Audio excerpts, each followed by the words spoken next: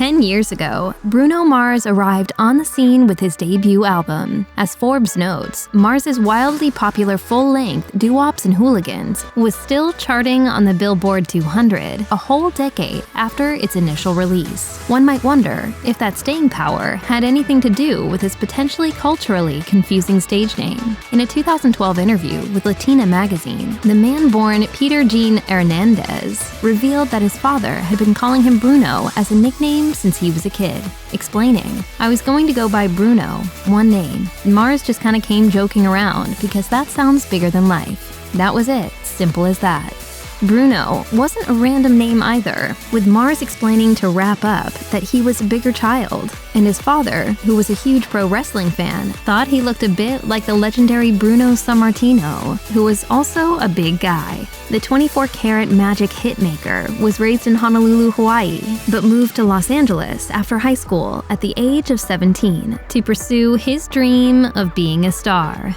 Bruno Mars was concerned that music producers would assume he wanted to make Latin records due to the surname Hernandez, so that's why he decided to add the quote, "out-of-this-world surname." The R&B star admitted to GQ that he didn't want to be stereotyped, particularly since, at the time Mars was coming up, the likes of Enrique Iglesias were massive stars, but not always within the pop music mainstream. Regardless of his name, clearly Mars was always meant to be a star, recalling how he used to perform as Elvis Presley as part of his father's variety show.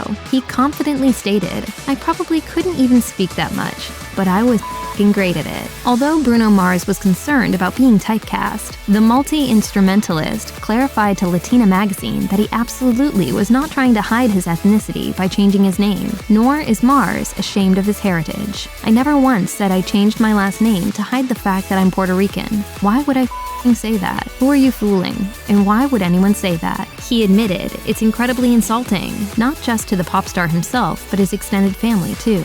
Mars added, "My last name is Hernandez. My father's name is Pedrito Hernandez, and he's a Puerto Rican pimp. There's no denying that." Besides, Mars sees his art as being for everybody, explaining the music business is still a business at its core. He argued, "How are you going to tell me that this song that I'm writing is only going to be catered to Puerto Ricans, or to white people, or only Asian people? How are you going to tell me that? My music is for anybody who wants to listen to it." As far as the superstar singer-songwriter is concerned, without James Brown, Prince, and Michael Jackson, he simply wouldn't be making music. It's not a secret. We wear the inspiration on our sleeve. What is the point if us as musicians can't learn from the guys that have come before us? Why did they do it?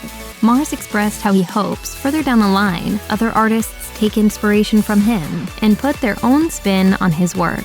He did note, however, there's real merit to what people are saying about Black entertainers not getting their flowers. I'm championing that. I'm with that. Check out one of our newest videos right here, plus even more list videos about your favorite stuff are coming soon. Subscribe to our YouTube channel and hit the bell so you don't miss a single one.